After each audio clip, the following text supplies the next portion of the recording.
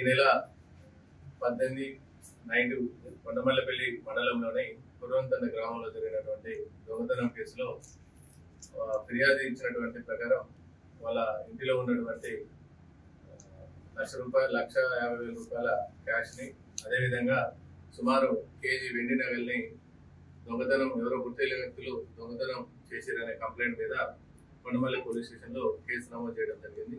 అందులో భాగంగా మా యొక్క ఎస్పీ గారి ఆధ్వర్యంలో మా ఏఎస్పీ మౌనికం ఐపీఎస్ మేడం గారి ఆధ్వర్యంలో ఒక స్పెషల్ టీమ్ ని ఫామ్ చేసి ఎస్ఐ గారు అదేవిధంగా ఈ యొక్క పొల్యూషన్ సిబ్బంది అయినటువంటి హేము అదేవిధంగా భాస్కర్ ఈ యొక్క సిబ్బంది ఏర్పడి ఈ యొక్క 48 hours లో ఈ యొక్క క్రైమ్ సంబంధించినటువంటి నిందితుడిని పట్టుకోవడం జరిగింది.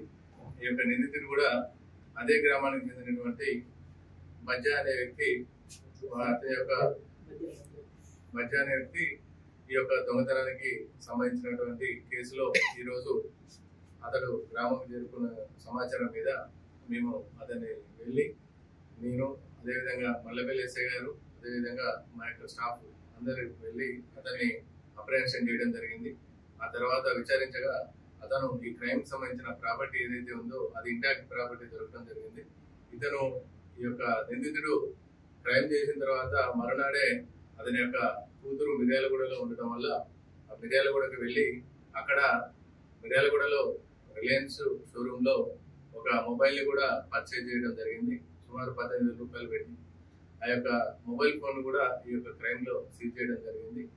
ఈ యొక్క క్రైమ్ ని ఇంటాక్ట్ గా ఇంత తొందరగా ఛేదించినందుకు ఎస్పీ గారు ఈ యొక్క మాతో పాటుగా ఈ యొక్క క్రైమ్ కి తొందరగా డిటెక్షన్ కావడానికి కారకులైనటువంటి హేము భాస్కర్ అదేవిధంగా సిబ్బంది అందరినీ కూడా ప్రత్యేకంగా అభినందించి క్యాష్ రివార్డ్ కూడా త్వరలో అందజేయడం జరుగుతుందని తెలపడం జరిగింది. మొత్తం ₹1,50,000 నగదు అదేవిధంగా కేజీ వెండి ఇదంతా కూడా ఇంటాక్ట్ ప్రాపర్టీ ఒక మొత్తం కూడా రికవరీ చేయడం జరిగింది. 18,000 అది కూడా రికవరీ చేయడం జరిగింది. ఒక ₹2,000 మాత్రం సొంత అవసరాల కోసం తాగుడికి తినడం కోసం ఖర్చు చేయడం జరిగింది.